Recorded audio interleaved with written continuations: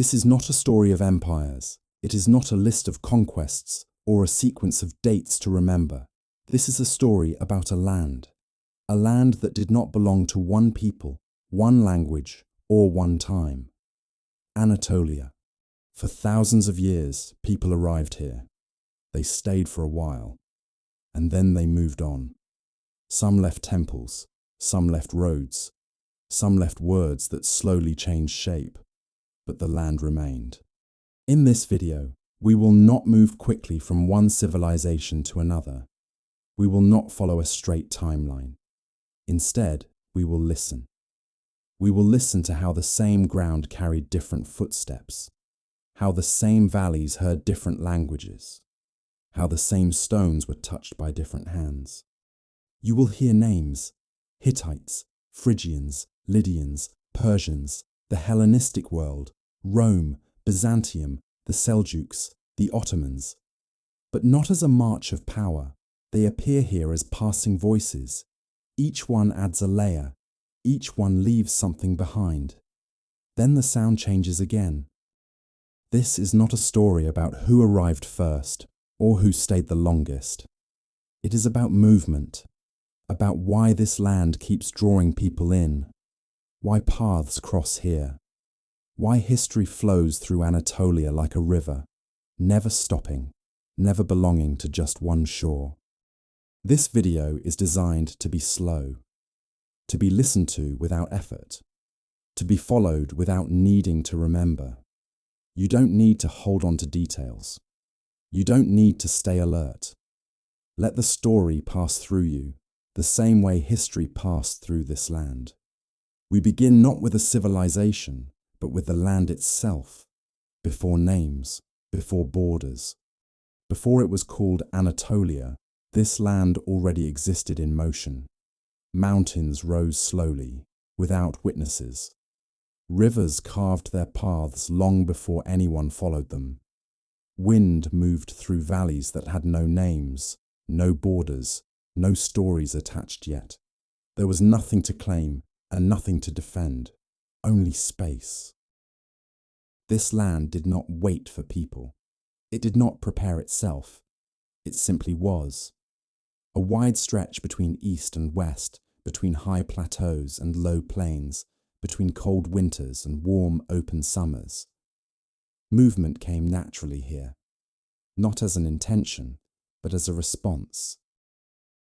Long before kingdoms or languages, animals crossed these lands following seasons.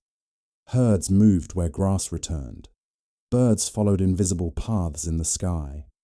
And slowly, people learned to move the same way, not to arrive, not to settle, but to pass through. There was no sense of ownership yet, no idea that land could belong to someone. People did not say, "This is mine." They said nothing at all. They walked, they paused, they continued. The land did not ask who they were. Paths formed not because they were planned, but because they were repeated. The same valley crossed again, the same river followed downstream, the same mountain pass chosen, not once, but many times. And repetition slowly became memory, not written, not spoken, felt. This land began to remember movement. Footsteps layered over older footsteps. Voices faded, replaced by others, but the rhythm stayed the same. Arrival, pause, departure. There were no centers yet, no capitals, no sacred directions, only places that felt familiar, not because they were owned, but because they were returned to. A hill that offered shelter from the wind, a valley where water was reliable, a crossing where journeys slowed down. Before it was called anything, this land already had a habit. It invited motion, not urgently, not forcefully, quietly. And so, when people later began to name it, to mark it, to claim it, they were responding to something that was already there. A land shaped not by one voice, but by countless passings. A place that did not hold on, yet never erased. This is where the story begins. Not with a people, not with a kingdom, but with a land that learned how to let history flow through it, long before history knew how to speak. Some lands resist movement. They close in on themselves. They hold what arrives and make leaving difficult. Anatolia is not one of them. This land opens. It stretches outward in many directions at once. Toward the east, where high plateaus rise slowly. Toward the west, where land loosens and meets the sea. North and south pull in different ways, each offering another path forward. Movement here does not feel forced. It feels natural, as if the land itself is gently guiding the way. Rivers do not block passage. They lead it. They carve corridors through stone, offering water, shade, and direction. Following them feels intuitive, even without maps, even without words. Mountains do not stand as walls. They open with passes. Narrow at first, then wider, just enough to let people through. This geography does not demand permanence. It suggests continuation. Stay for a season, stay for a generation, but never feel entirely finished. Weather reinforces this rhythm. Winters encourage movement toward lower ground. Summers draw people back to higher plateaus. The land teaches when to leave and when to return, not with commands, but with subtle shifts. Because of this, Anatolia becomes familiar even to those who do not remain. You pass through once, and you recognize it again. The curve of a valley, the sound of wind across open plains, the way light settles at the end of the day. It feels known, even if it is not named. Over time, this repetition builds something quiet, not settlement, not ownership, expectation. People begin to anticipate the land. They know what it will offer and what it will not. Safe passage, open routes, a place to pause without obligation. This is why movement gathers here, not as invasion, not as conquest, as flow. Caravans follow earlier tracks. Herders retrace paths worn by animals. Later, traders and travelers do the same, each one believing they are choosing a route, when in fact, the route has already chosen them. Anatolia does not push people forward. It does not trap them. It allows them to pass without demanding they belong. And so, long before borders or banners, this land becomes a meeting place not because people plan it to be one, but because movement naturally converges here, a wide crossing between worlds, a quiet invitation to continue. When voices later arrive, when languages begin to change the sound of the air, they follow paths that were already waiting, paths shaped not by ambition, but by geography. This land does not remember who passed first. It remembers that passing happened. Again and again. When people came to this land, they did not come with the intention to stay. There was no moment of arrival, no sense of finality, only movement continuing forward. To arrive suggests an ending, a destination reached, a decision completed. But Anatolia did not offer endings. It offered passage. People entered the land lightly. They followed paths that felt familiar, even if they had never walked them before. They did not announce themselves. They did not claim the ground beneath their feet. They moved with the understanding that the land was not holding them in place. Shelters were temporary. Fires burned low and were left behind. Footprints faded. Nothing asked to be permanent. The land did not demand identity. It did not ask where people came from or where they were going. It allowed them to pass through without becoming something fixed. Over time, many voices crossed here. different sounds, different rhythms of speech, different ways of marking time, but none stayed long enough to silence the others. Each voice overlapped briefly, then dissolved. This created a unique rhythm, not continuity of people, but continuity of motion. The land became familiar not because it belonged to anyone, but because it was crossed by many. People did not build to remain, they built to rest. A structure here was not a declaration, it was a pause, something to lean against before moving on. Even when groups stayed longer, their presence remained light. The land never closed behind them, it stayed open, as if expecting someone else to follow. This way of living shaped behavior. Ownership felt unnecessary. Borders felt unnatural.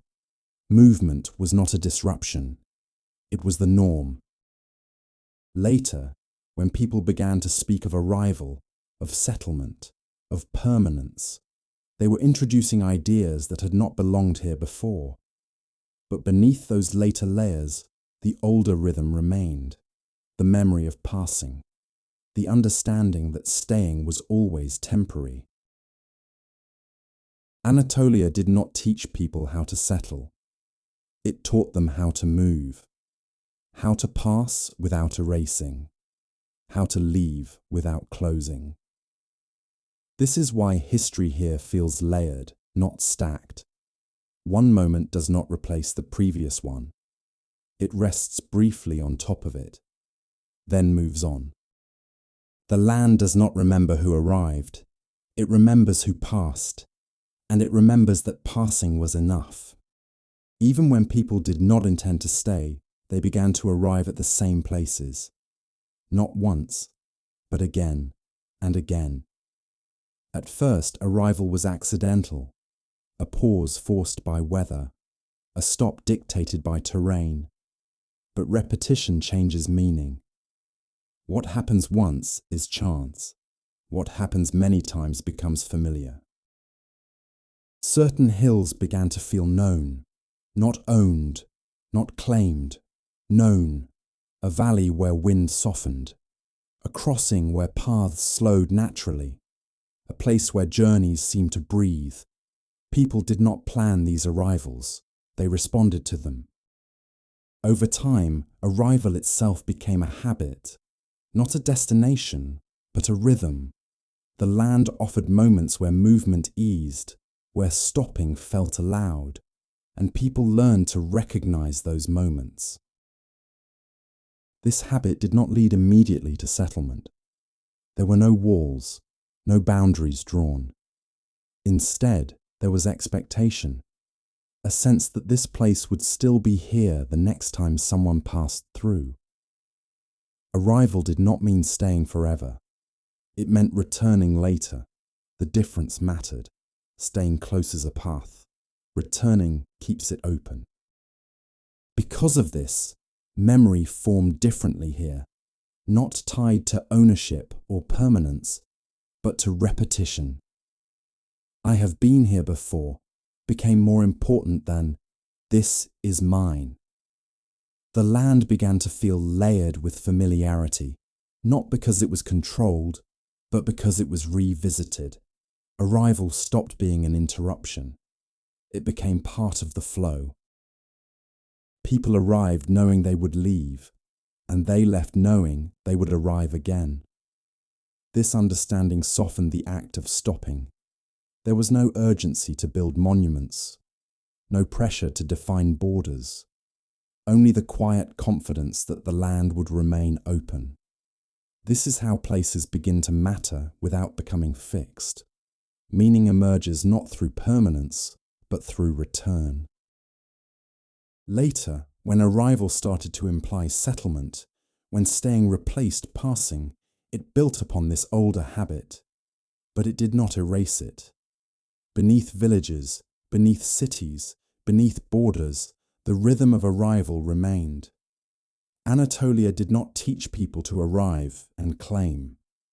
It taught them to arrive and recognize, to pause without closing, to stop without ending movement. This habit shaped everything that followed. It prepared the land for voices, for layers, for history that would not overwrite itself, but rest gently upon what came before. Arrival here was never final. It was simply the moment when movement slowed enough to be noticed. Before borders were drawn, this land was already remembered, not as territory, not as possession, but as experience. Memory here did not form around lines on a map. It formed around movement, a bend in a river, a narrowing between hills, a place where journeys naturally slowed. These were not marked. They did not need to be. They lived in the body. People remembered the land not by name, but by feeling. The way the ground changed underfoot, the sound of wind at certain heights, the silence that settled at dusk in open plains. This kind of memory did not belong to one group. It could not be owned. Anyone who passed through could carry it. Borders require definition. They divide space. But memory does the opposite. It connects. A path walked generations apart could still feel familiar, not because stories were told, but because movement repeated itself. Long before flags or walls, this land learned how to hold memory without holding people. It did not trap experiences, it allowed them to pass, then linger quietly. This is why later borders always felt temporary here. They arrived suddenly, they demanded permanence. But beneath them, the older memory remained unchanged. A memory that did not recognize divisions, a memory that flowed beneath names. Empires would come and draw lines, kingdoms would define edges, but the land remembered differently. It remembered paths, it remembered pauses, it remembered the habit of passing through. Even when borders hardened, movement continued. People crossed anyway, languages shifted, beliefs layered, but the deeper rhythm did not break.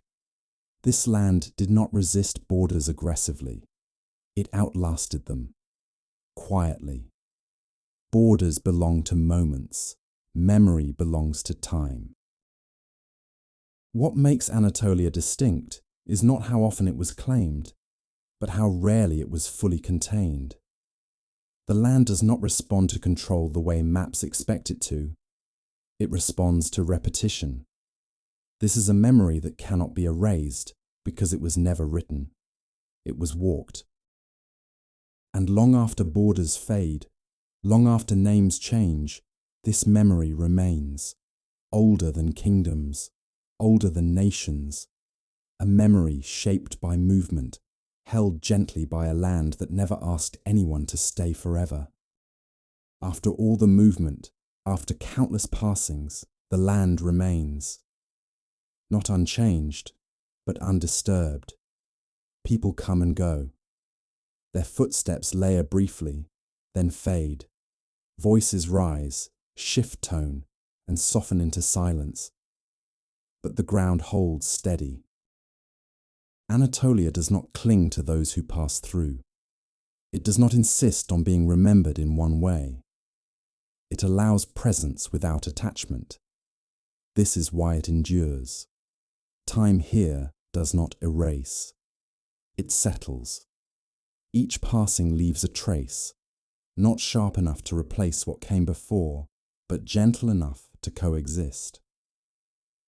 History does not stack vertically here. It spreads outward. The land learns patience. It waits through languages it no longer hears, through beliefs that no longer echo, through borders that no longer matter. It does not react. It absorbs. What remains is not dominance, but continuity. Not identity, but familiarity. A sense that something has happened here, many times, without needing to be resolved. This is why new arrivals always feel both foreign and strangely at home. They step onto ground that does not resist them, yet does not yield itself entirely.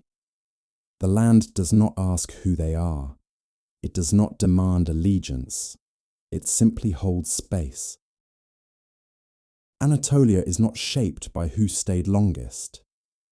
It is shaped by how many passed through, each one believing their moment was distinct, yet contributing to a rhythm older than any single presence. This land does not tell stories loudly. It does not explain itself. It allows listening. And those who slow down enough begin to hear something beneath the surface. Not words, not commands, but a steady, unbroken flow. As we move forward in this journey, names will appear. Voices will grow clearer. Hittite, Phrygian, Lydian, later Persian, Greek, Roman. But beneath them all, the land remains unchanged in its role, a passage, a meeting place, a surface upon which history moves, but never settles completely. This is not the end of the story.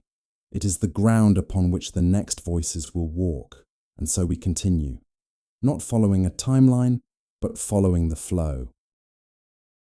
The rhythm changes first.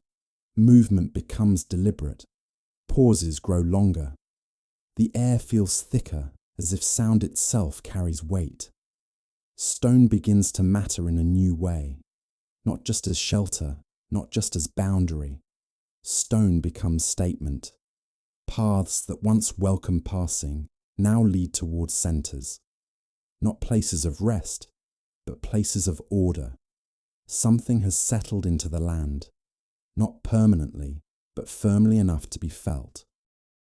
This is when structure enters the silence. Walls rise straighter, spaces feel measured. Time begins to organise itself into sequences. Before this, memory flowed. Now, memory presses down. The land learns a new tone. It speaks with authority, not aggressive but unquestionable, like a voice that expects to be followed. Symbols appear, not as decoration, but as instruction. Marks carved into stone are no longer reminders of presence.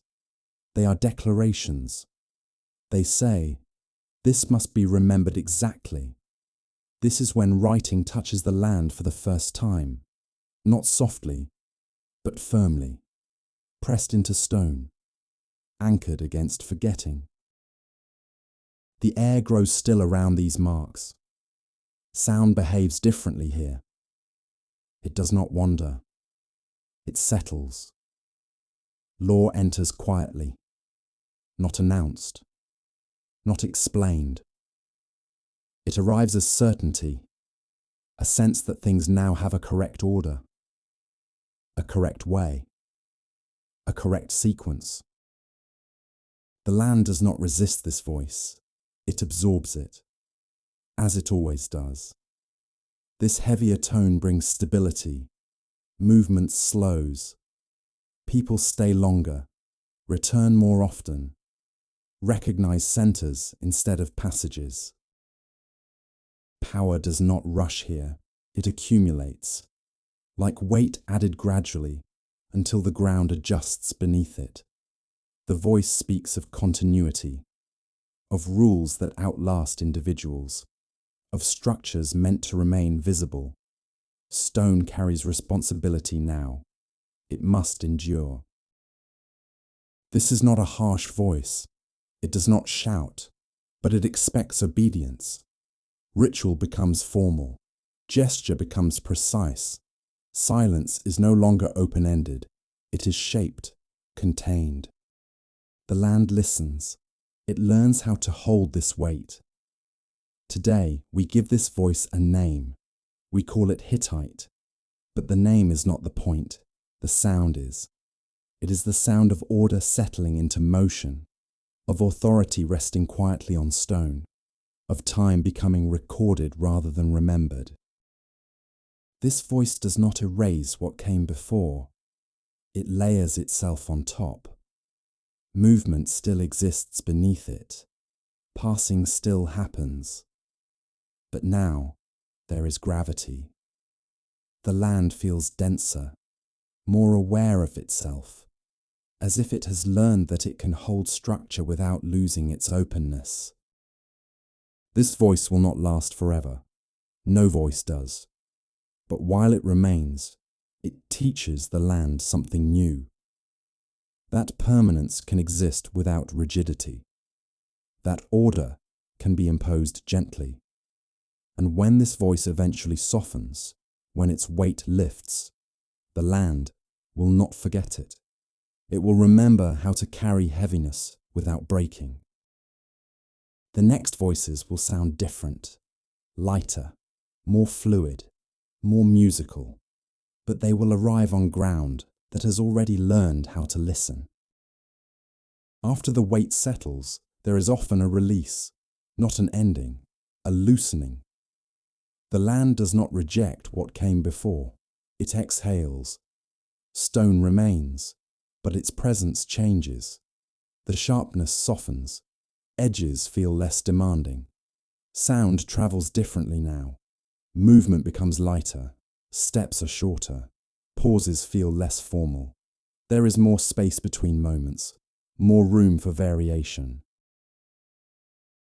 This is when the land begins to hum, not loudly, not insistently. A low, continuous tone, as if something is being remembered through rhythm. Wood becomes more visible. It does not press the ground the way stone does. It rests upon it. Structures feel temporary, even when they remain for years. They do not insist on permanence. They accept change. Music enters quietly, not as performance, but as presence. Sound fills spaces that stone once held tightly. Strings vibrate.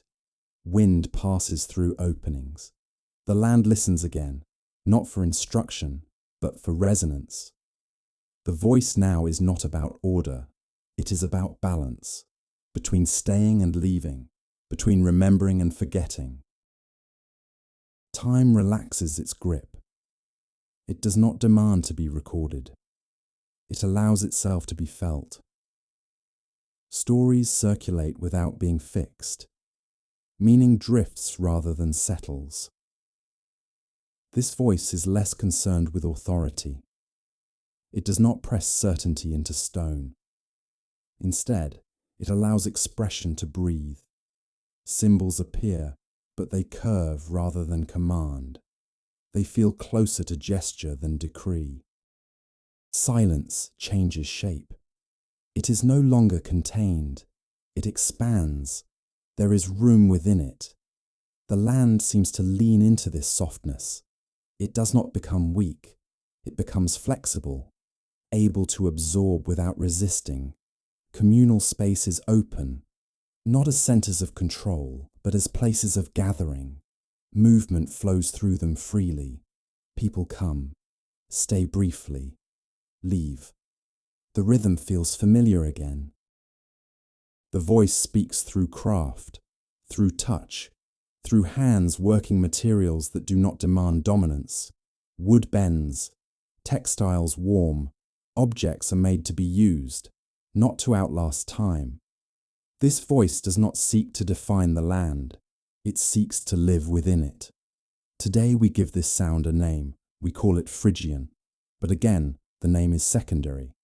What matters is the shift. The land has learned that weight is not the only way to speak. That structure does not always require pressure. That meaning can move.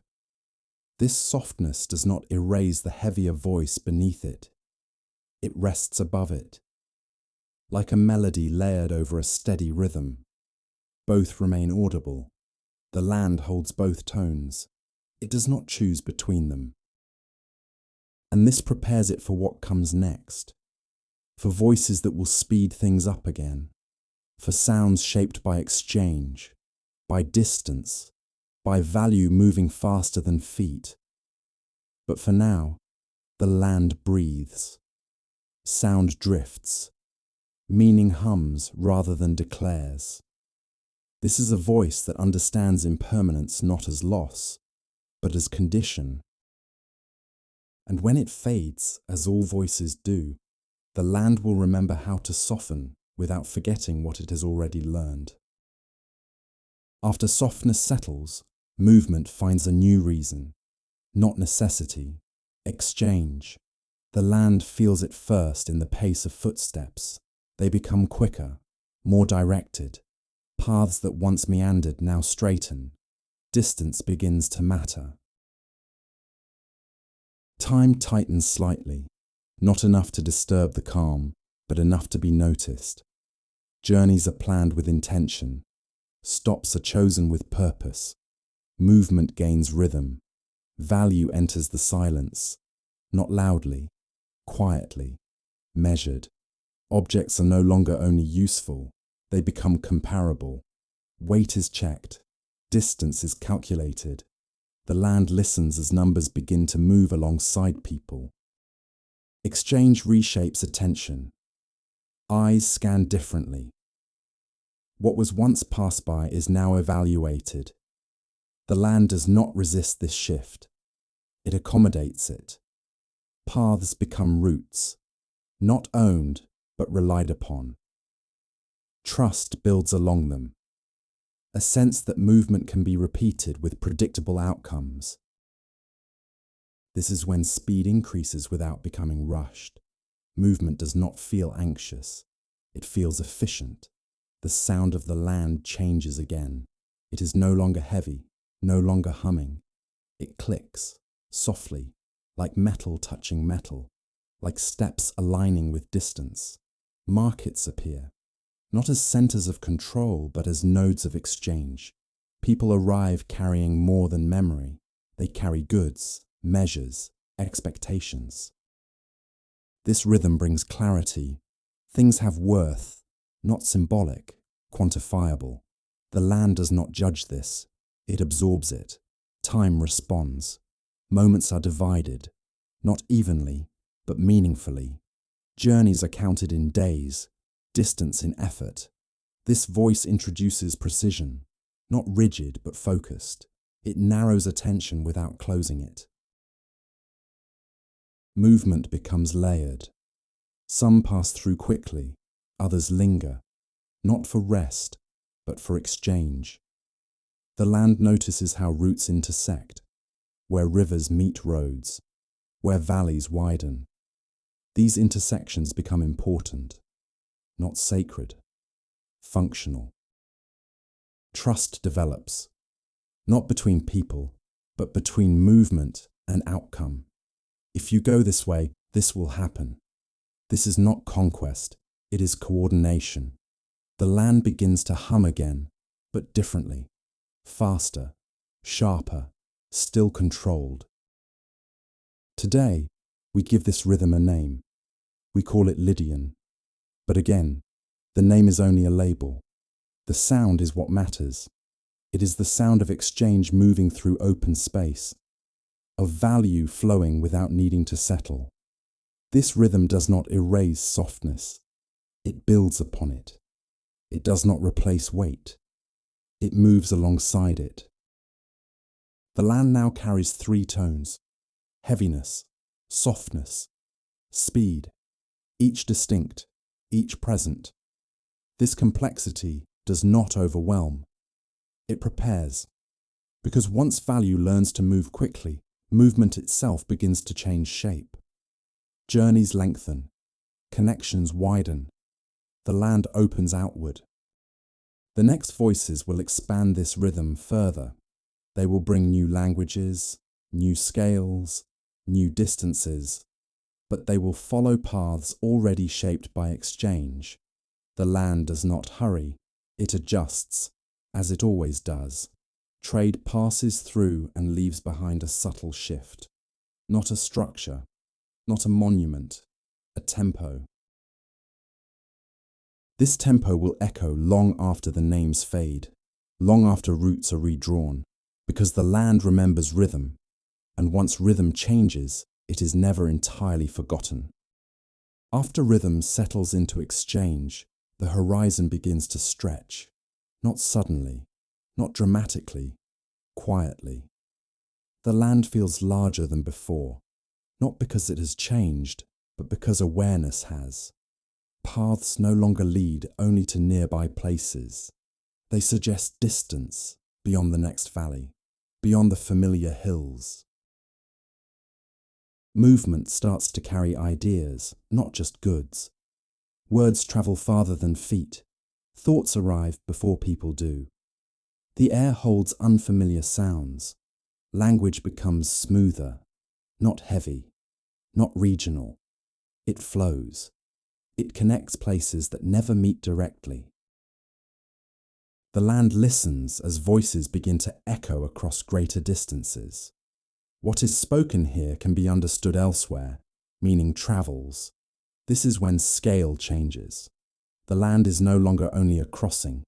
It becomes part of something wider, not absorbed, connected. Stories shift tone. They speak of far-off places, of seas beyond sight, of lands imagined rather than known. The world feels open-ended. Movement accelerates without urgency. Journeys feel purposeful, but not confined. Routes do not end here. They continue.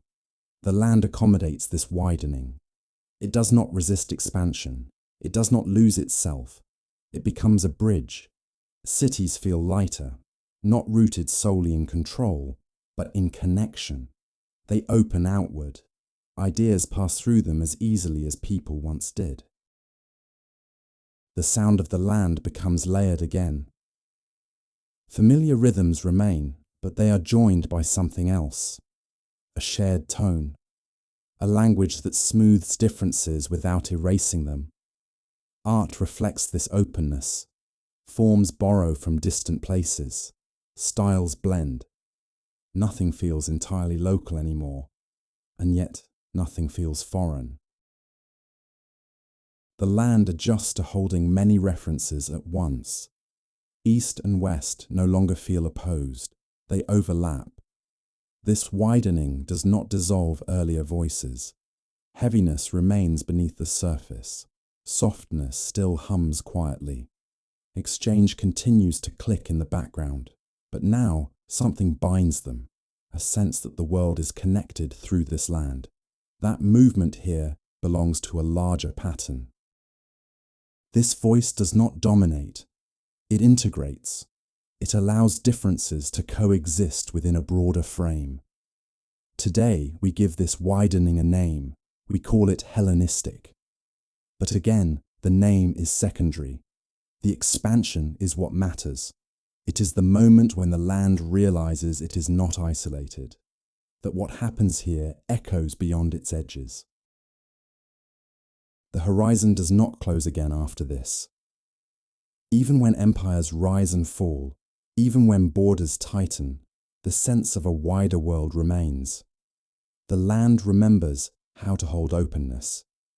It remembers how to be a meeting point not just for people, but for ideas. Movement here now carries expectation that what is encountered will be understood. That difference will not block passage. This prepares the land for the next transformation, for systems that will organize this openness, for structures that will seek to govern what has grown wide. But for now, the world feels larger. Breath deepens, attention stretches outward. The land does not hurry to define itself. It allows expansion without closure, because once the world widens, it never fully contracts again. And Anatolia, having learned how to invite movement, how to hold weight, how to soften, how to measure, now learns something else, how to belong to something larger without losing itself. After the world widened, something steady began to settle. Not suddenly, not forcefully, but everywhere. The land did not change its shape. It changed its surface. Paths became roads, not because movement increased, but because it needed consistency. Stone returned, but differently this time, not as weight, not as statement, as alignment. Lines grew straighter, distances became predictable, journeys could be repeated without uncertainty. The land felt measured, not restricted, measured, time adjusted to this rhythm. Days followed patterns, seasons aligned with schedules. Movement no longer relied on memory alone. It relied on structure. Roads connected places that did not know each other. Bridges crossed obstacles without hesitation. The land opened without loosening. This order did not erase diversity. It passed over it. Like a net laid gently across varied terrain. Cities felt familiar even when newly entered. Their layout spoke a shared language. Orientation required less learning. The sound of the land became even, not silent, even. Power here did not announce itself loudly. It showed itself through repetition, through reliability, through presence everywhere at once. Law entered the land not as debate, but as expectation. People knew what to expect before asking. Movement felt safe. Outcomes felt assured. This order did not demand belief. It demanded participation. The land did not resist being organized. It adapted, as it always does. What had once been passage now felt connected. Not owned, connected. Trade accelerated within this framework. Exchange trusted the roads. Ideas followed the same routes. Silence changed again. It became structured, held between intervals. The land learned how to function as a system, without losing its depth. This voice did not replace earlier ones. It coordinated them. Heaviness found roots. Softness found spaces. Speed found consistency. Nothing felt rushed. Nothing felt loose. This order brought continuity, not permanence. Continuity. People moved, knowing the land would respond the same way tomorrow. That expectation softened uncertainty. The land carried this order effortlessly, as if it had been waiting for it. Today we give this voice a name. We call it Roman. But again, the name is not the essence, the structure is. It is the sound of alignment across distance, of systems stretching without tension. The land does not become rigid under this order. It becomes dependable. Roads do not trap movement. They guide it. This order does not silence difference. It allows difference to travel. The land feels evenly covered, not dominated. Covered. As time passes, this voice will soften too. All voices do. But the imprint remains. Straight lines beneath later curves. Patterns beneath new rhythms. Even when roads break, their memory guides movement. Even when order dissolves, its logic lingers. The land remembers how to be connected without being unified. And when new voices arrive, they will walk along paths already shaped by this order, not knowing who laid them first, but trusting that they lead somewhere. The land does not keep names, it keeps ways. Ways of moving, ways of organizing space, ways of expecting continuity. Order passes through Anatolia as all things do. It stays for a while, then loosens. But the land remains capable of holding it again, if needed. Because once order has covered the land, it never fully disappears. It becomes part of the ground. After order settles across the land, something quieter begins to emerge. Not a new structure, not a new rhythm of movement, but a shift in how space is felt. Stone, which once carried weight, softness, speed, and order, begins to listen inward. The land does not change its surface dramatically. Roads remain. Cities endure. But the meaning that moves through them slows, turns inward, and takes on a different tone.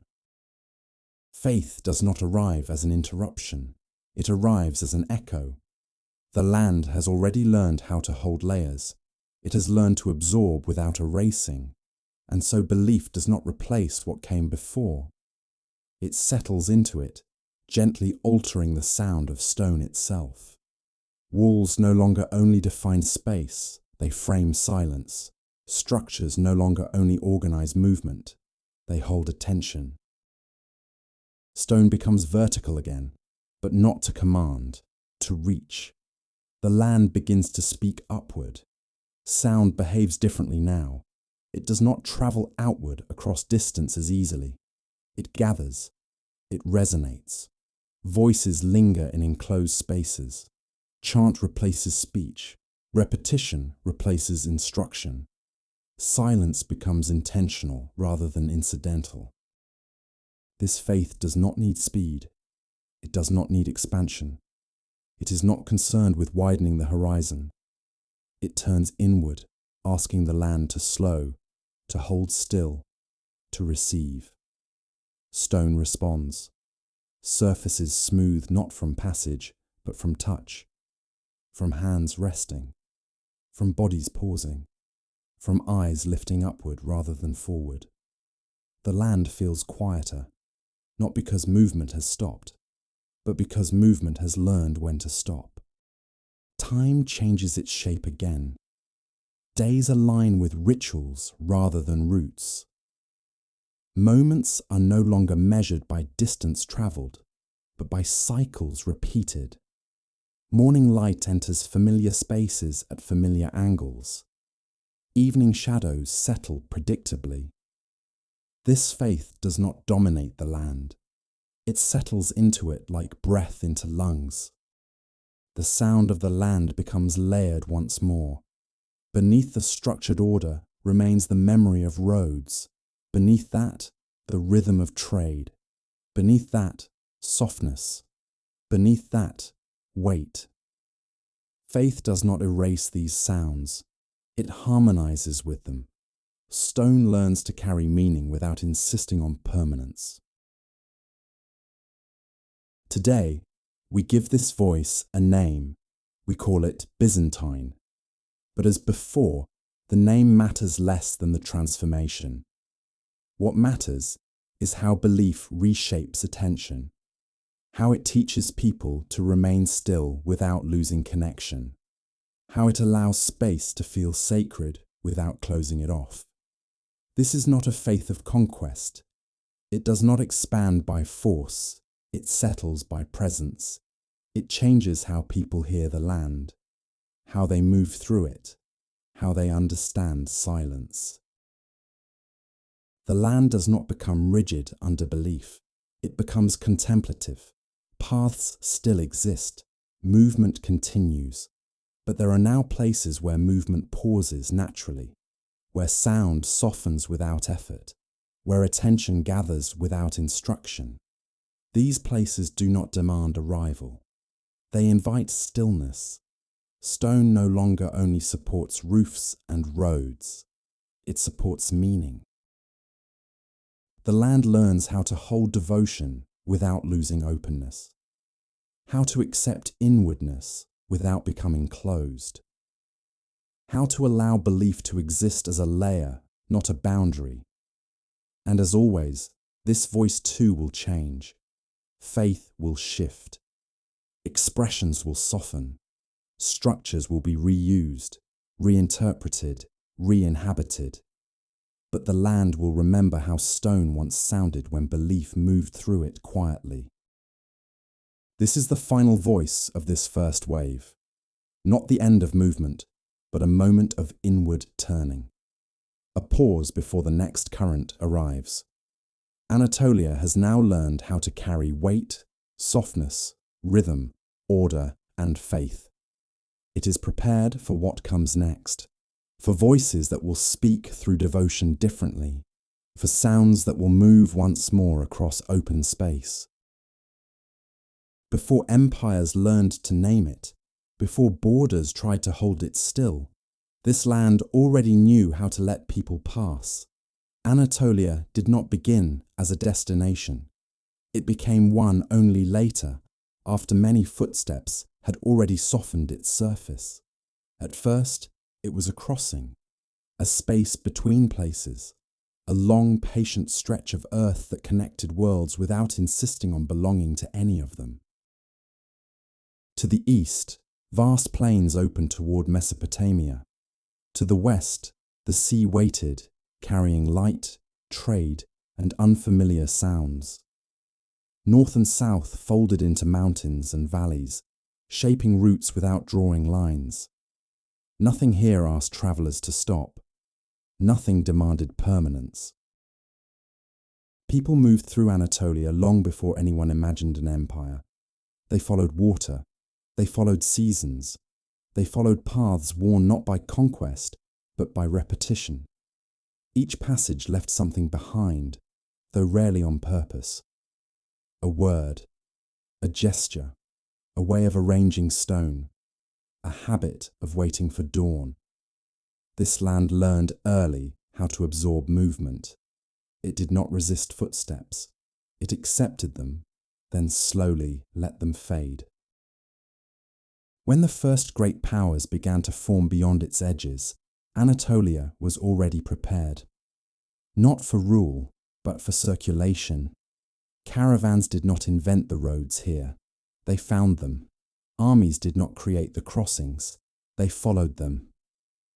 Even before Persia extended its reach, before Hellenistic influence spread like a soft echo of Greece, before Rome placed its markers and milestones, the land had already decided what it would be. It would not hold still. What passed through Anatolia did not arrive all at once. There was no single moment of change, no clear beginning where one world ended and another replaced it. Instead, layers accumulated quietly. A new sound joined an older rhythm. A different way of counting time settled beside an existing one. Nothing erased what came before. It simply stood next to it. This is what made Anatolia different from lands that became capitals. It was never meant to speak with one voice. It learned to carry many at once. Travelers did not always know where they were going when they crossed this land, but they felt that movement here was allowed, encouraged even. The geography itself seemed to suggest continuation. Mountains opened just enough to pass through. Plains widened rather than blocked.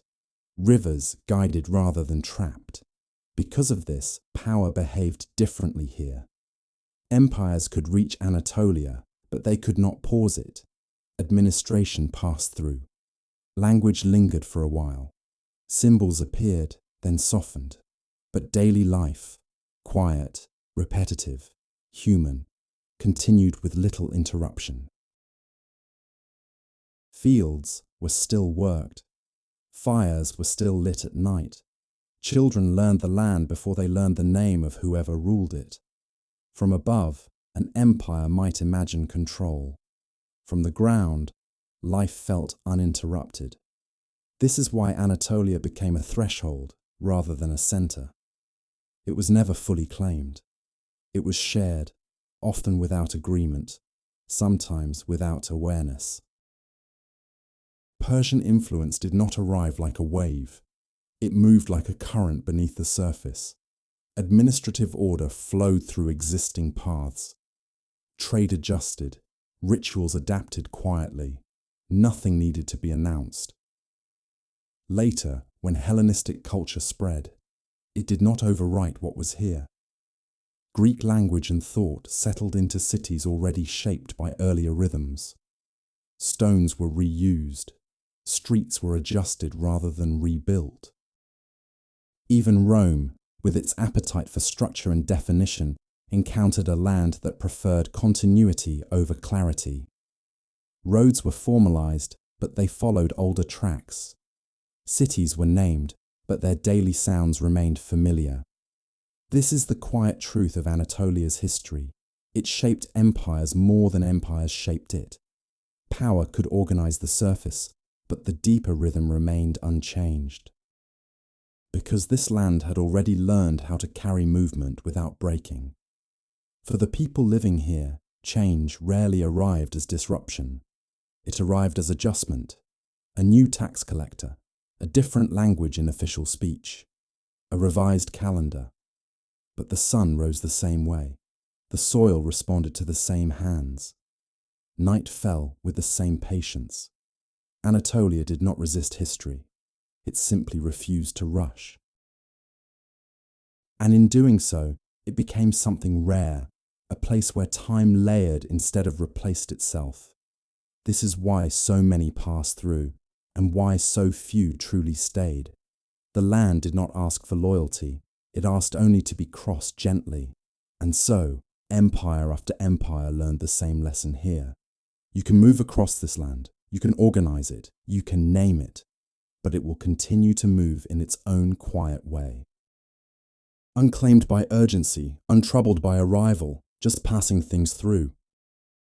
Long before they were measured, before stones were placed to mark distance, the roads of Anatolia already existed. They were not built all at once. They were learned. Each path began as a choice, a decision to follow water instead of rock, to turn slightly left where the ground softened, to avoid a slope that slowed the body. Over time, these choices repeated themselves. Footsteps taught the land where movement belonged. Animals traced the earliest routes. Humans followed them. Caravans widened them. Empires later named them. But the roads themselves did not change their nature. They remembered feet, not flags. When Persian influence reached Anatolia, it did not carve new corridors through the land. It connected what already existed. Royal roads followed ancient movement. Administration flowed along familiar curves. Travel became more predictable, but not more forceful. Messengers moved faster. Goods travelled farther. Ideas drifted quietly from one valley to another. The land did not feel invaded. It felt used, gently, repeatedly. Later, Hellenistic networks added ports, marketplaces, and urban centres. But even then, roads did not insist on straight lines. They bent where the land bent. They slowed where the ground asked them to. Rome would later bring precision, milestones, maps, measured distances. Yet even Roman engineers understood something important here. Forcing the land rarely worked. So they followed. Roman roads in Anatolia often look deliberate, but their paths reveal compromise. They curve around hills instead of cutting through. They cross rivers where crossings already existed. They connect cities that had long been connected informally. This is why these roads lasted, because they were not arguments against geography. They were agreements with it. Along these routes, life moved quietly. Merchants slept where others had slept before them. Fires were lit in familiar hollows. Stories were exchanged in the same resting places, even when the languages changed. A traveller moving west might carry Eastern habits without realizing it. A traveller moving east might adopt Western gestures unconsciously. Nothing dramatic happened in these exchanges. Change arrived slowly, softly, almost politely. This is how Anatolia absorbed difference. Not through declaration, but through repetition. A word borrowed here, a tool adopted there, a custom adjusted, not replaced. Roads did not just carry goods, they carried ways of being. Over time, these routes shaped perception. People living near them understood the world as something that passed by, not something that belonged to them entirely. There was always news from elsewhere, always a stranger whose accent hinted at distance, always proof that life continued beyond the horizon. This prevented isolation, and it softened certainty. When empires rose and fell, the roads remained. They did not mourn authority. They did not celebrate change. They simply continued. A Roman soldier walked the same stones as a Persian courier once had. A Byzantine trader rested where a Hellenistic merchant had paused centuries earlier. The land did not distinguish between them. Only the rhythm mattered.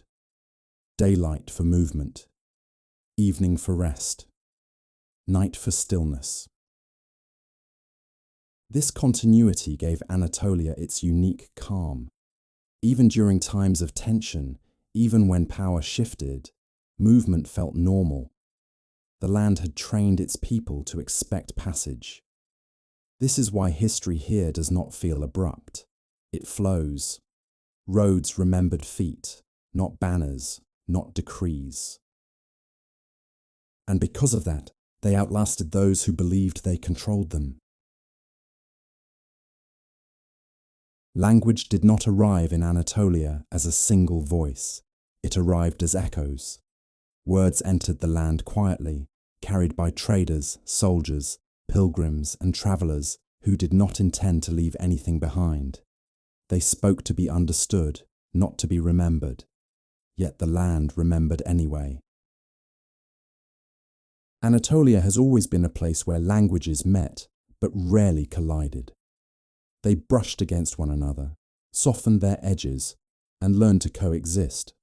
A word spoken here was rarely pure for long. It bent. It absorbed rhythm from neighbouring tongues. It shortened or stretched depending on who was listening. Meaning mattered more than precision. This made communication flexible, and flexibility created calm. In places where many languages pass through, certainty tends to loosen. People learn to listen more than they insist on speaking. They adjust tone before they adjust grammar. This happened slowly, over centuries. Persian administration introduced formal language, but daily speech remained layered. Greek influence brought philosophy and structure, yet local expressions continued to colour it. Latin terms entered through Roman systems, but they did not erase what came before. Instead, they settled into place. Languages here did not replace one another. They overlapped. A farmer might pray in one language, trade in another, and speak at home in a third. None of this felt unusual. Words were tools, not markers of identity. This is why Anatolian speech patterns often feel gentle. They avoid sharp endings. They favour flow over force. Even today, many phrases seem designed to continue rather than conclude. Language here learned how to travel. As people moved along roads and valleys, they carried sounds that adapted to distance. Consonants softened over long journeys. Vowels stretched across plains.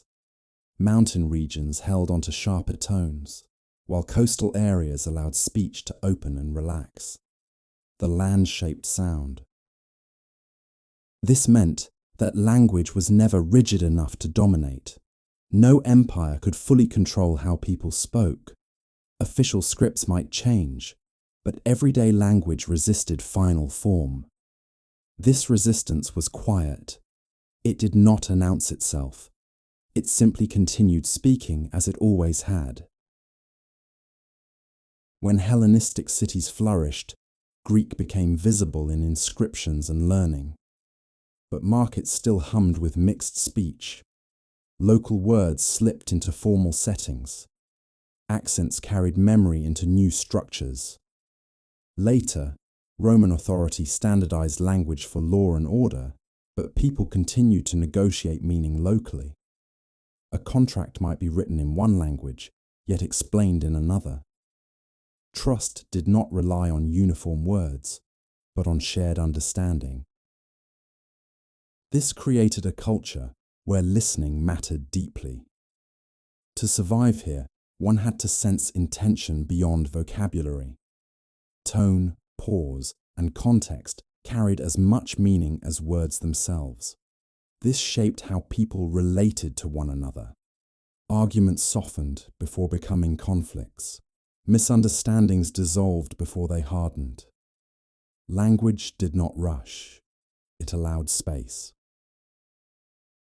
Over time, this produced something rare, a multilingual calm. Not silence, but balance. Even when religions shifted, even when empires brought new sacred languages, older rhythms remained beneath them. Prayers changed words, but not cadence. This continuity made belief feel less disruptive. Faith arrived as an addition, not a replacement. Language held memory gently. It did not insist that the past be forgotten. It allowed multiple times to exist within the same sentence. A single phrase might carry traces of several eras. A greeting could echo centuries of adaptation. This is why Anatolia often feels familiar, even to those encountering it for the first time. The language does not confront, it invites. It says, "You can speak here. You will be understood, even if imperfectly." This invitation shaped history as much as roads did, because when language welcomes movement, movement continues. Empires passed through speaking loudly, but the land responded in a softer voice. That softness endured. Words slowed down. They learned patience. And through that patience, Anatolia became not a place of silence, but a place where many voices learned how to rest together. Trade did not gather in one place here, it flowed. Anatolia never became a single market that everything moved toward. It became a passage where exchange continued without stopping. Goods arrived, paused briefly, and moved on.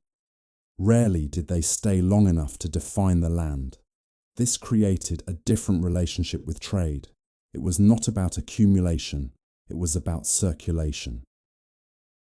Merchants did not come to Anatolia to build empires of wealth.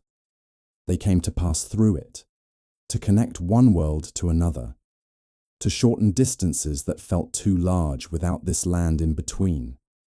Because trade here did not center itself, no single city dominated for long. Ports rose and softened. Market towns grew and adjusted. None demanded permanence. This prevented rigidity. Trade routes shifted with seasons. Caravans changed direction depending on weather, safety, and opportunity. The land allowed this flexibility. It did not insist on one way of moving goods. As a result, commerce felt human-sized. Markets were places of conversation, not spectacle. Exchange was negotiated, not enforced. Trust grew slowly, shaped by repetition rather than authority. This also softened inequality. Wealth passed through hands without anchoring itself too deeply. People became familiar with goods they did not own.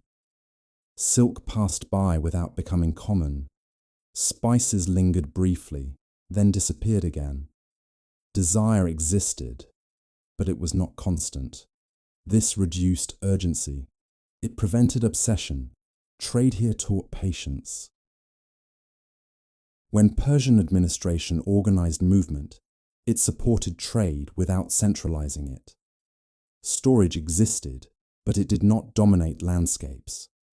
Hellenistic cities encouraged marketplaces, yet even then, commerce felt open-ended. Stalls adapted. Spaces shifted function easily. Rome later formalized trade further, introducing systems, taxes, and regulation. But even Roman efficiency did not force trade into a single heart. Goods continued to pass. This made Anatolia resilient. When one route weakened, another compensated. When one city declined, movement simply shifted around it. The land did not collapse under economic change. This resilience shaped daily life.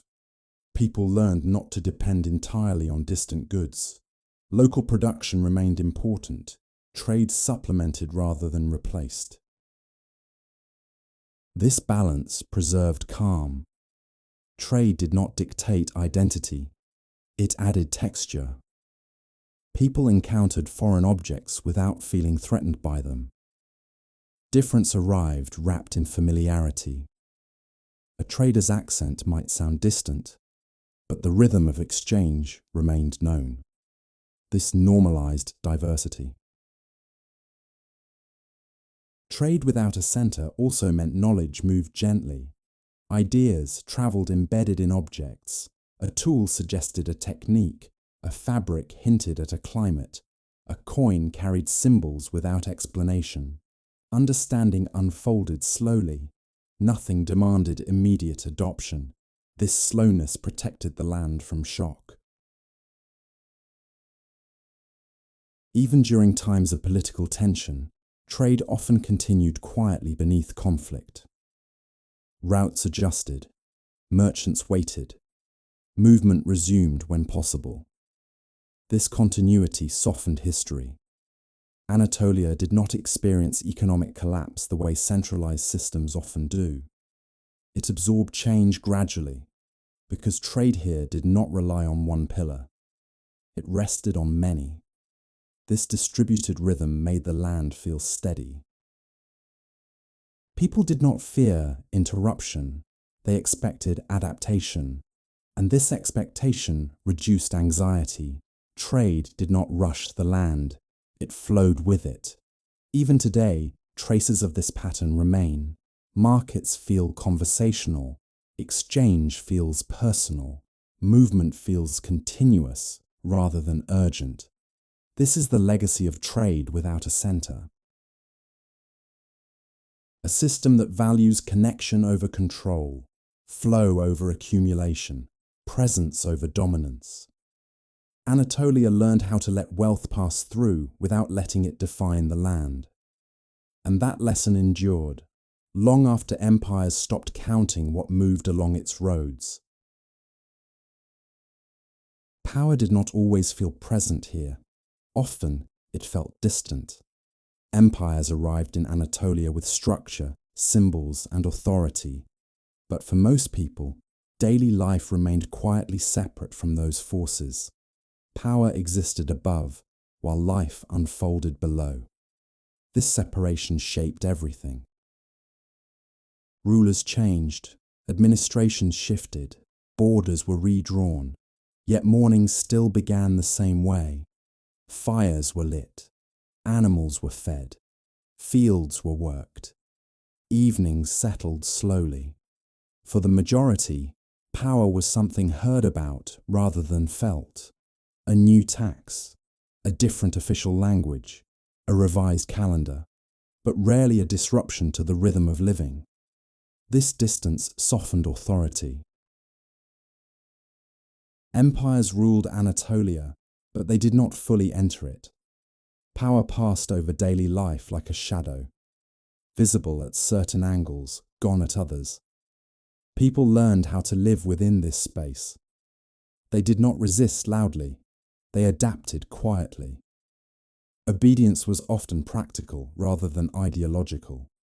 Rules were followed when necessary, ignored when distant, reinterpreted when unclear. This was not rebellion, it was survival. The land itself encouraged this behavior. Its geography created separation. Mountains delayed communication. Valleys isolated communities. Distance slowed enforcement. Authority weakened as it travelled. A decree issued far away arrived softened, sometimes altered, sometimes misunderstood, sometimes ignored entirely. This created room. Within that room, life continued on its own terms. Families organized themselves without constant reference to power. Customs persisted beyond political change. Local knowledge mattered more than imperial instruction. This continuity protected identity. Even when empires attempted to standardize behavior, people held on to habits that felt natural. Meals remained familiar. Rituals followed older patterns. Celebrations adapted language without changing meaning. Power rarely reached into these spaces fully. This is why Anatolia absorbed empire without becoming one thing. It allowed authority to exist without allowing it to dominate.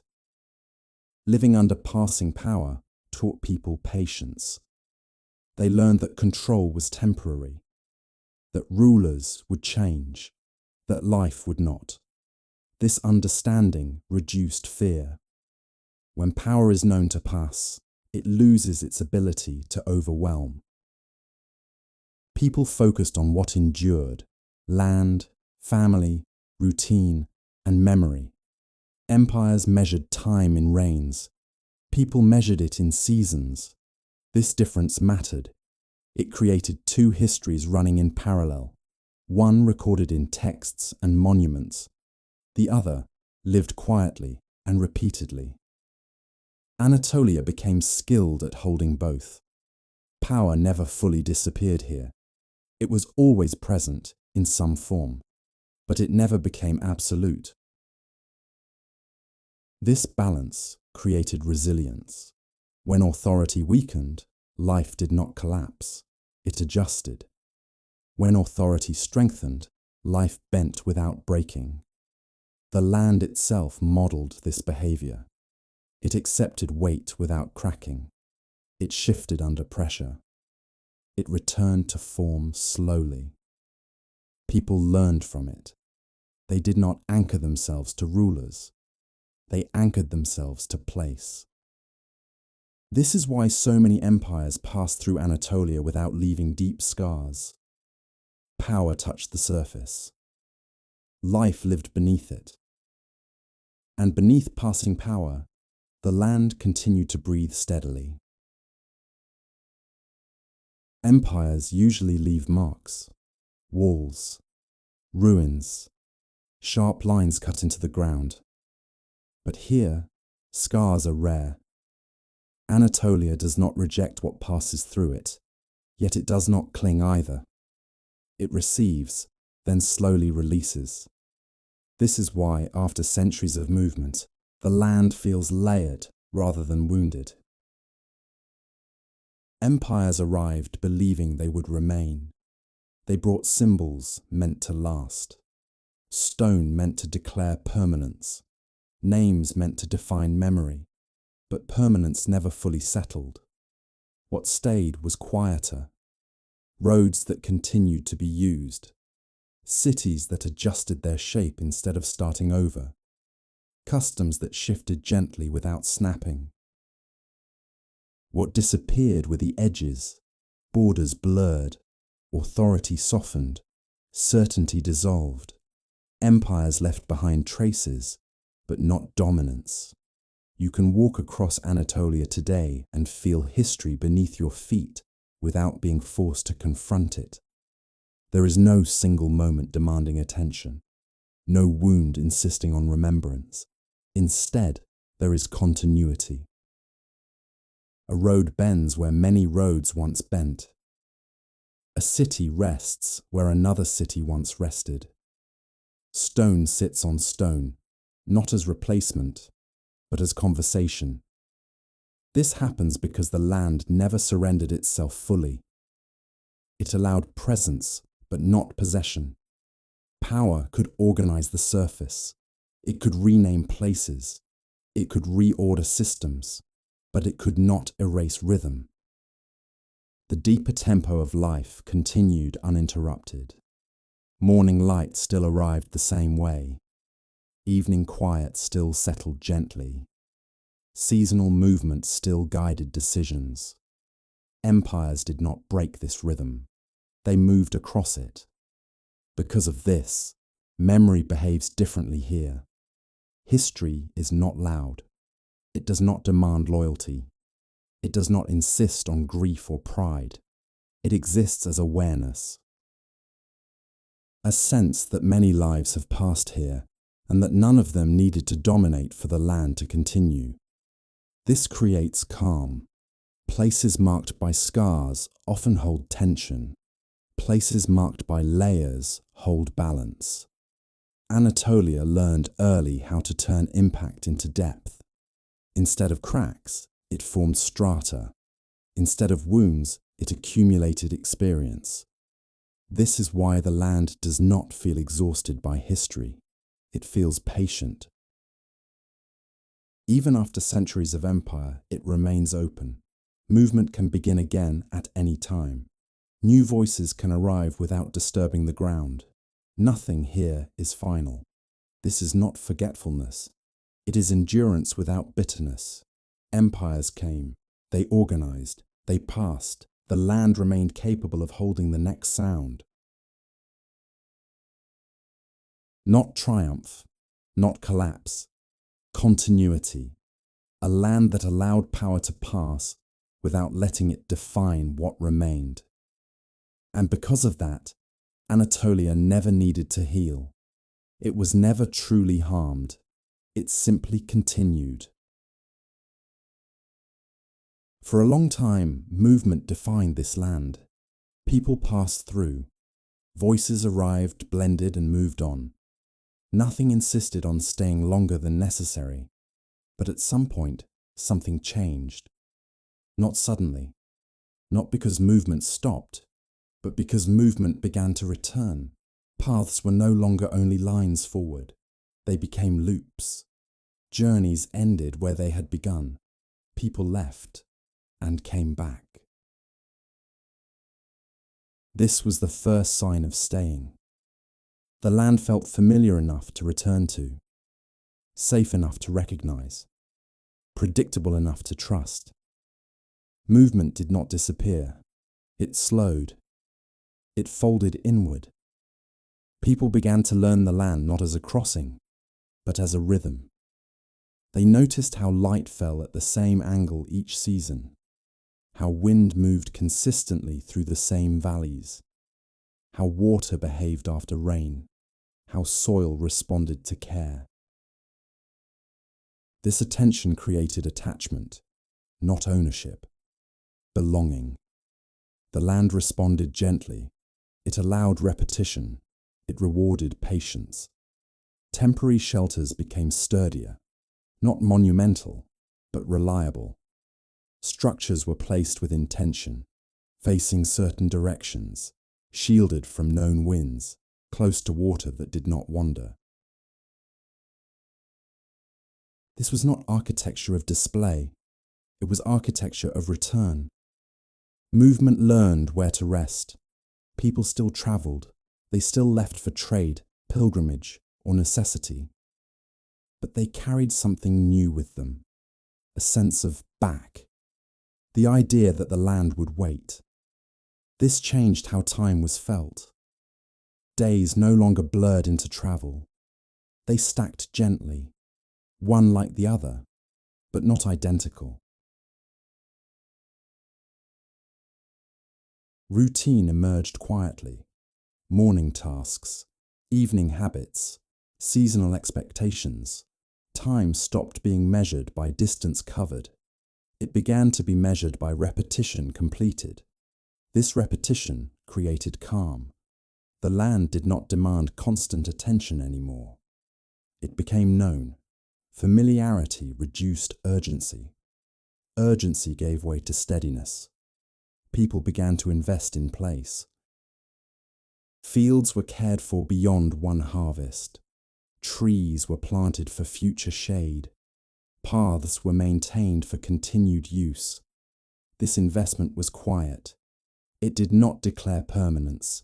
It practiced it. Movement still existed, but it was no longer the only story. This shift did not erase the memory of passage. It integrated it. Those who stayed remembered how to leave. Those who left remembered how to return. This duality shaped a unique stability. The land was not closed. It was anchored. New arrivals still came. Travellers still passed through. But they encountered communities rather than emptiness. The sound of the land changed again. Less echo, more resonance. Voices lingered. Silence deepened. Night began to feel different. Not uncertain, restful. Darkness was no longer a pause between journeys. It became part of living. Fires burned longer. Conversation slowed. Sleep settled more easily. This safety was not enforced. It was felt. Because staying requires trust. Trust in land. Trust in rhythm. Trust in return. This is where the land began to feel like home. Not because it claimed people, but because people chose it again and again. Movement did not end here. It learned something new: how to stay without becoming stuck, how to leave without being lost. Anatolia absorbed this lesson deeply. It allowed roots without closing paths. It allowed settlement without isolation. This balance would define everything that followed. Cities would grow slowly. Homes would be built for generations. Time would stretch and soften. But it all began here, when movement learned that it did not always need to continue forward. Sometimes it could rest. Sometimes it could return. And sometimes it could stay. When movement learned to stay, shelter began to change its meaning. Before, a structure only needed to last long enough for a season, long enough for rest, long enough to move on again. Now, time stretched forward. A home was no longer built for departure. It was built for return. This altered every decision. Stone was chosen not for speed, but for patience. Wood was selected for familiarity, not display. Walls were placed where warmth could be held, not where height could be admired. These homes did not announce themselves. They settled quietly into the land. Built close to the ground, they followed the slope rather than correcting it. They accepted shadow. They welcomed sun when it arrived. Nothing was wasted. Every opening mattered. Every threshold carried meaning. The door was not just an entrance. It was a boundary between movement and rest, between outside uncertainty and inside continuity. Crossing it became a daily ritual. Inside, space was shared, not divided by purpose, but organized by rhythm. The same room could hold work by day and rest by night. Fireplaces were not decorative. They were centers of gravity. Around them, life gathered. These homes were built with memory in mind, not written memory, but lived memory. Hands remembered where tools were placed. Feet knew the floor without light. Bodies learned where warmth settled during the night. This familiarity softened life. Generations grew into the same spaces. Children learned corners before they learned words. Elders measured time by how often repairs were needed, not by years counted. Repair became an act of care.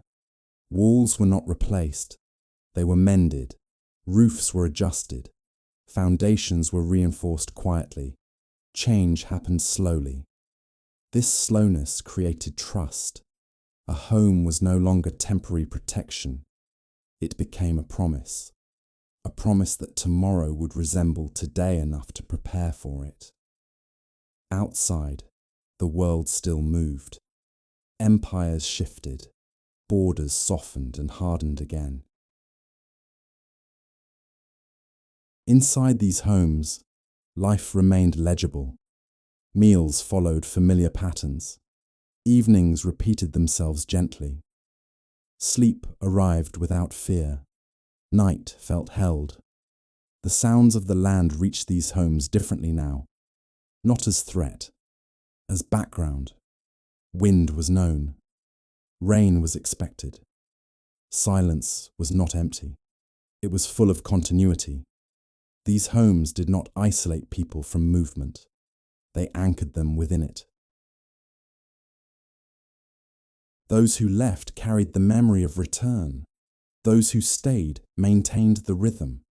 This balance allowed communities to endure without closing themselves. Hospitality became natural. A home built for generations knew how to receive others. Guests were welcomed without disruption. They slept where others had slept before. They rested without explanation, because the home understood rest. Over time, clusters of such homes formed neighborhoods, not planned, but grown. Paths between them followed footsteps. Spaces opened where people naturally gathered. Nothing needed to be forced. This way of building taught the land how to feel inhabited without being crowded. Homes belonged to families, but the rhythm belonged to the land. Stone and wood learned how to age together. Weather passed over them repeatedly. Marks accumulated slowly. These marks were not signs of decay. They were records of use. A home built for generations does not try to remain unchanged. It changes carefully. It absorbs life. And in doing so, it gives something rare in history, a sense that time is not rushing forward, a sense that staying is not an interruption of movement, but a continuation of it. When homes became steady, time began to change its shape. Before, time was something crossed, measured in distance, counted in days of travel, felt through fatigue and arrival.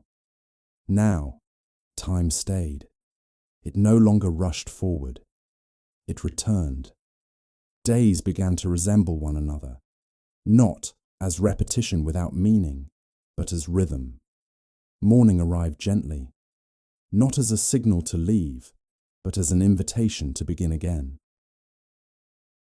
Light entered familiar rooms at familiar angles.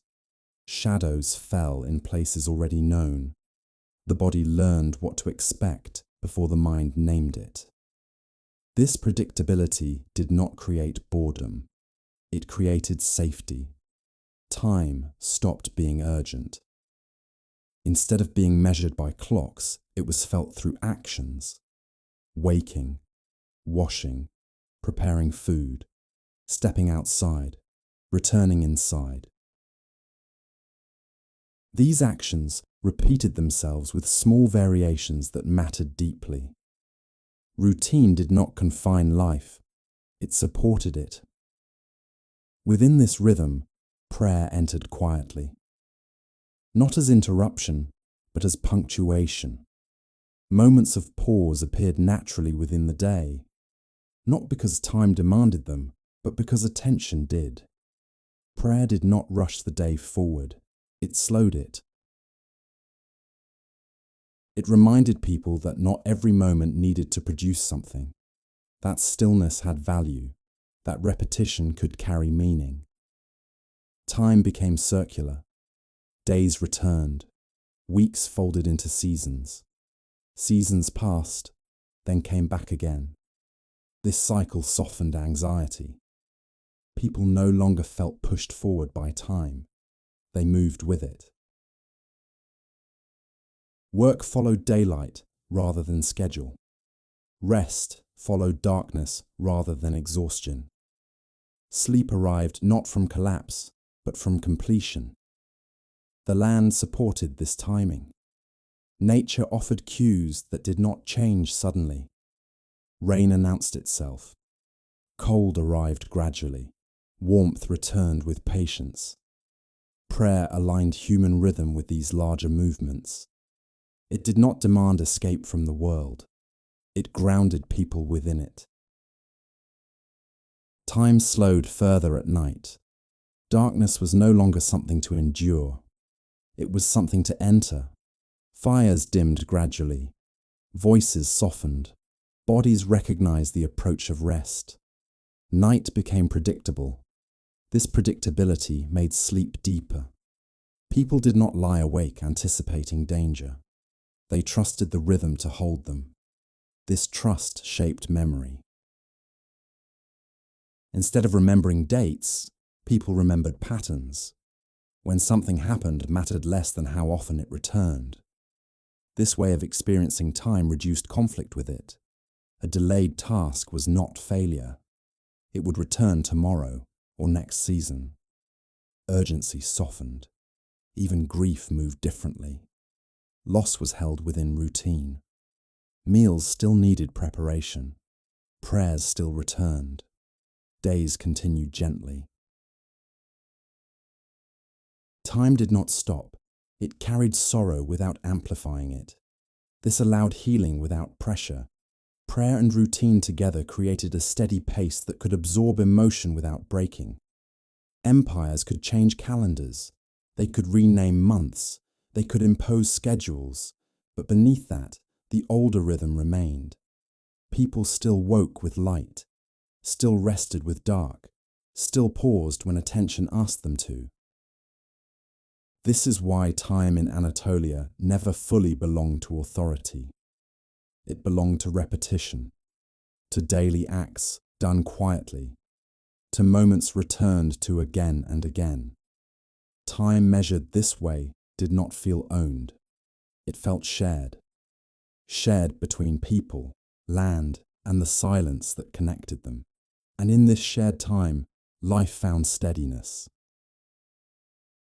Not because nothing changed, but because change was allowed to arrive slowly. When time slowed, cities changed their behavior. They no longer appeared all at once. They did not arrive as finished forms.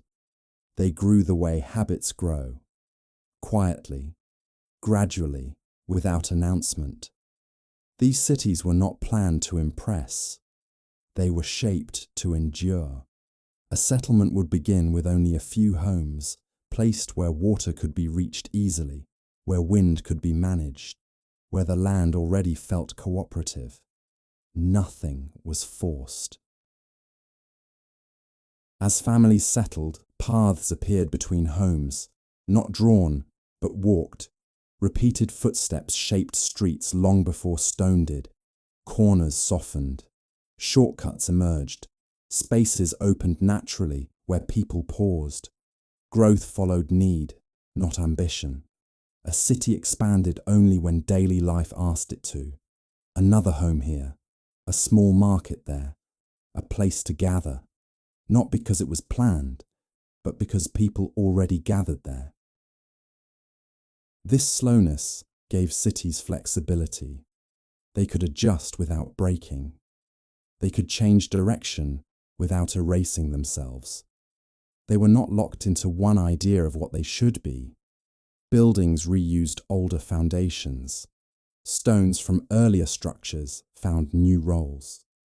Nothing was discarded simply because time had passed. Memory was built into the ground.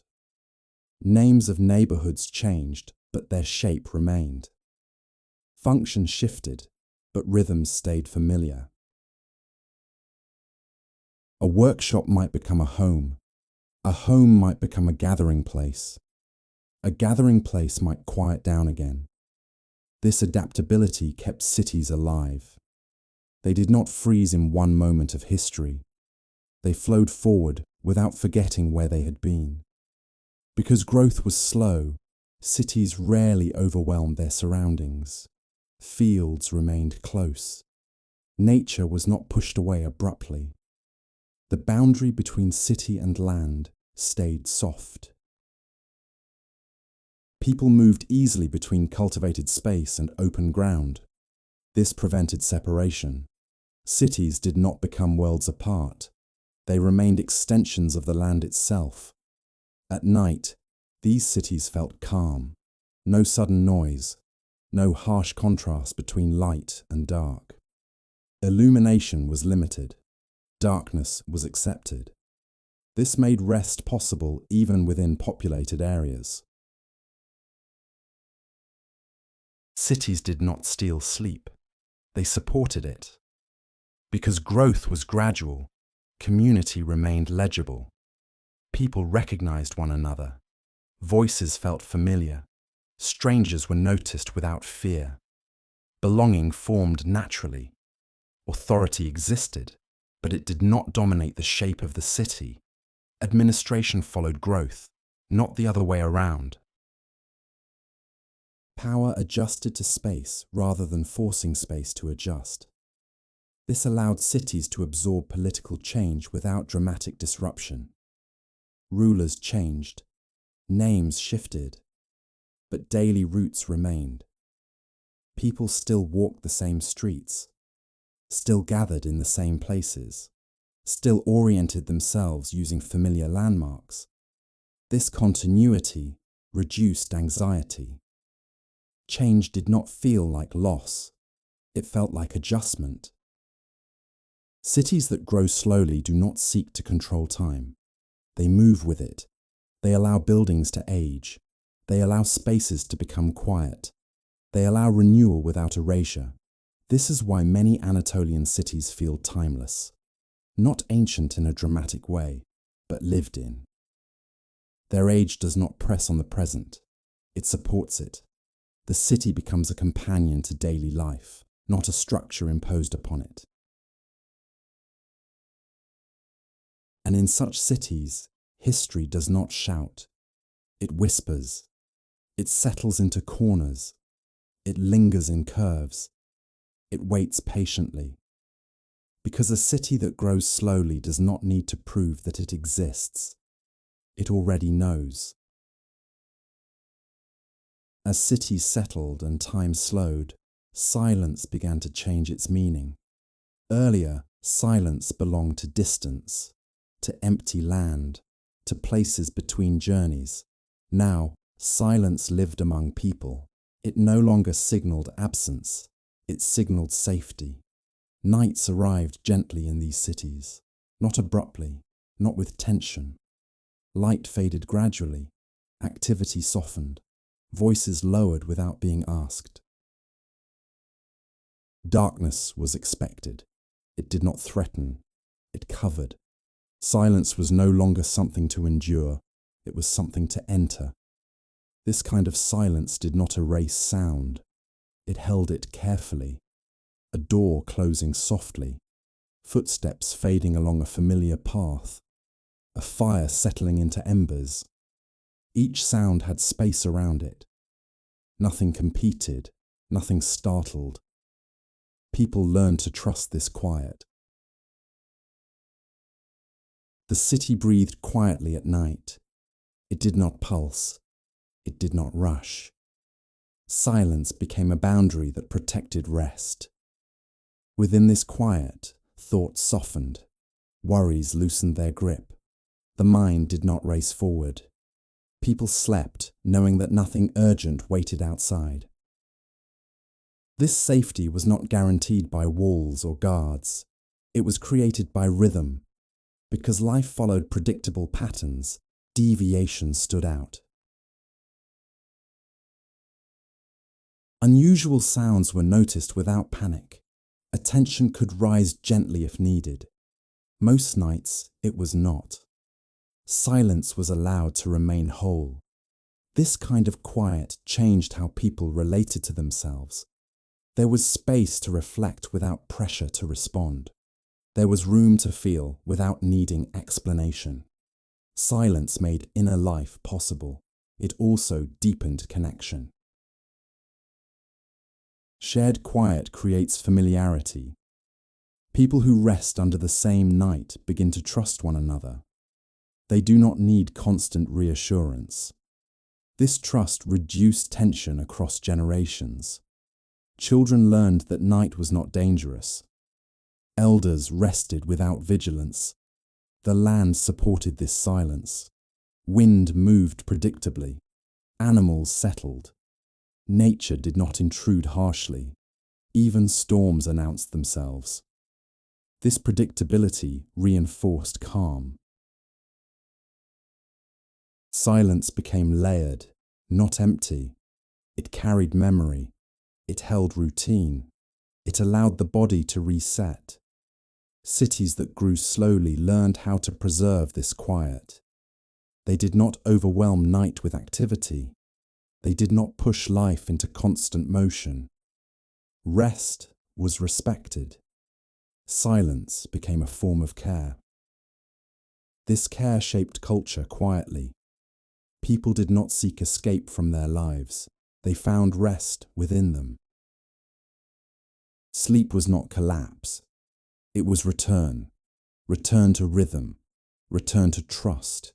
Return to stillness that did not isolate. Silence that felt safe became one of the land's greatest gifts. It did not announce itself. It simply existed. And because of it, life could continue gently, day after day, night after night, without hurry, without fear. At some point, the land stops feeling like a place you arrive at. It begins to feel like a place you belong to, not because it claims you, but because it no longer needs to be questioned. Movement still exists. People still leave. Journeys still happen. But the idea of home has settled. Home is no longer a destination at the end of effort. It is the quiet center that remains even when life moves outward. The land does not demand attention anymore. It is known. Paths are familiar. Distances are understood. Seasons are anticipated rather than endured. This familiarity does not dull perception. It deepens it. People begin to notice smaller changes, subtle shifts in light, differences in wind, variations in sound. Because when a place becomes home, attention turns inward. The land now carries memory gently. Not as history that needs to be explained, but as experience that does not need words. Stone feels warm because it has been touched often. Ground feels steady because it has been walked repeatedly. Silence feels safe because it has been shared many times. Home is built not only with walls, but with repetition. Meals prepared again and again. Doors opened and closed daily. Voices heard across years. These repetitions do not trap life. They hold it. The land supports this holding. It allows people to settle without closing itself off. Newcomers can still arrive. Strangers can still pass through. But now, there is something that remains. A sense of return. The land no longer feels neutral. It feels personal. Not owned, but known. This knowing creates responsibility. People care for what they recognize. They repair rather than replace. They protect without needing to dominate. The land becomes something shared across generations. Children grow into it. Elders release themselves back into it. Time stretches across lives. Home does not resist change. It absorbs it. New layers arrive quietly. Older ones remain visible. Nothing needs to be erased for life to continue. This is the strength of a land that becomes home. It does not need to prove itself. It does not need to be defended constantly. It simply holds. Holds movement when it returns. Holds silence when it arrives. Holds life without urgency. Anatolia becomes not a passage, not a threshold, not a crossing.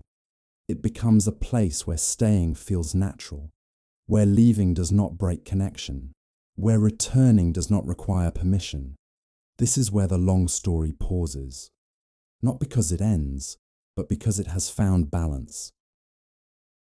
The land rests, and in that rest, history softens into living. Long before cities felt permanent, before homes carried memory, before time slowed enough to feel familiar, humans stopped. They did not stop because they were finished. They stopped because something asked for attention. This pause did not come from hunger, or fear, or exhaustion. It came from awareness. At some point in the long movement of humanity, people felt the need to stand still and look. Not forward, not outward, but inward. This is the moment that raises a quiet question. Why build before living? Why shape stone before shaping routine? Why mark space before claiming comfort? Why pause movement to create meaning? The answer is not practical. It is human. Before people learned how to stay, They wanted to understand where they were. Before they slept deeply, they wanted to know why they were here. Building, in its earliest form, was not about shelter. It was about orientation, a way of saying, this place matters. Not because it feeds us, not because it protects us, but because it holds something unseen. Early structures did not make life easier. They made life meaningful. They required effort without immediate return. They demanded cooperation without survival pressure. They existed beyond necessity. This is important. Humans did not wait until life was secure to ask deeper questions. They asked them while life was still uncertain. This suggests something profound. Meaning came before comfort. The act of building was a way to slow time, to mark a moment, to say that not everything must move on. It was an invitation to attention. Stone arranged carefully forced people to look differently, to walk differently, to pause. In these pauses, something changed. The land was no longer just ground. It became a presence. This presence did not speak loudly. It did not explain itself. It simply waited. Humans responded by returning. Returning to the same place. Returning to the same arrangement. Returning to the same question. Why here? This question did not need an answer. Asking it was enough. Building created continuity across time. It allowed people who never met to share attention. A structure held memory, even when memory was not yet named. This is why early sacred spaces feel different from later homes. Homes answer needs. Sacred spaces hold questions. They do not solve life. They frame it. As humans continued to build, meaning slowly settled into daily life. Ritual followed structure. Routine followed ritual.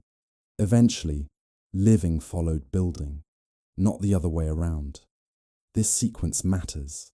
It shows that humans are not driven only by survival. They are driven by orientation.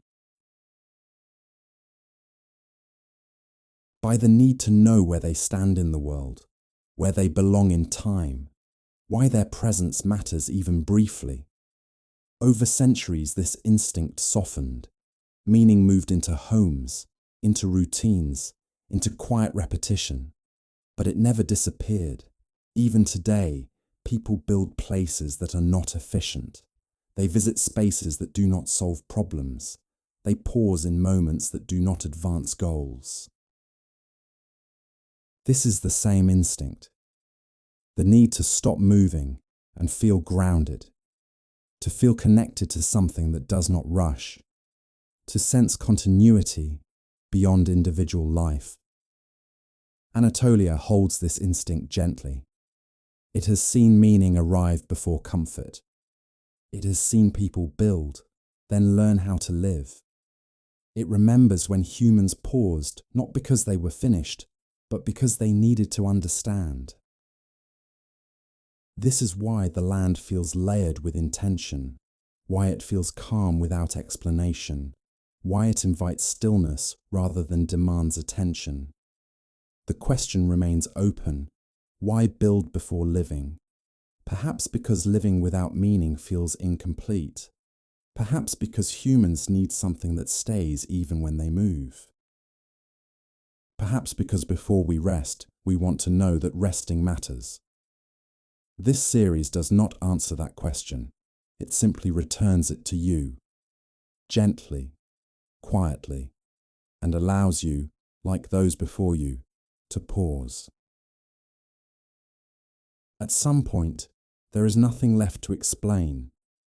The land has spoken, not in facts, not in dates, but in rhythm. What you heard was not a lesson. It was a movement, a slow unfolding of place, time, and attention. Anatolia did not ask to be understood tonight. It only asked to be listened to. You do not need to remember names. You do not need to hold on to sequences. Nothing here needs to be carried forward deliberately. Whatever stayed with you, stayed naturally, and whatever did not, was never meant to. History does not always arrive as information. Sometimes it arrives as a feeling, a sense of continuity, a quiet reassurance that life has moved slowly before and can do so again.